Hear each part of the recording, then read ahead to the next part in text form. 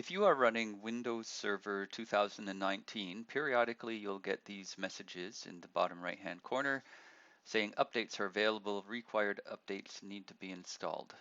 So naturally you can click on the View Updates button and that will bring you into Settings and the Windows Update panel where you can see which updates are ready and choose to install them now.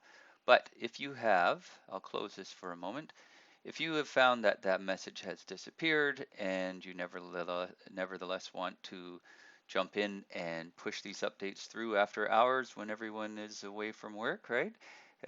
You can click on Start, go to Settings, you're going to go to Update and Security, and make sure you're on the Windows Update tab here, and you'll be in the same area.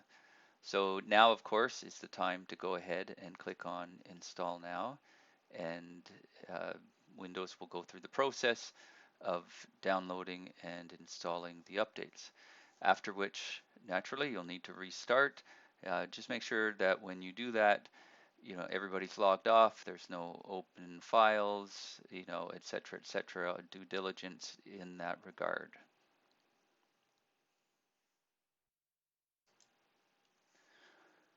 One further item I would mention is that updates often come in rounds, right? So you'll do a round of updates, your computer will restart, and it might be reasonable to assume that you are now done doing your updates, but often not true. So you want to go back to Start and then Settings and then into the Updates area here and run check for updates again, right?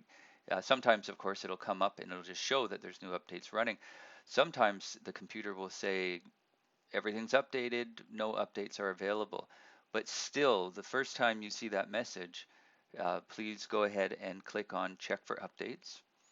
And you will often find that the computer just hasn't done, a check right then at reboot to see that in fact there are more updates to do. So when you see that message one more time, go ahead and check for updates. And then if you get that message again, you know you're good. But otherwise, just keep doing that until you no longer get more updates coming into the queue.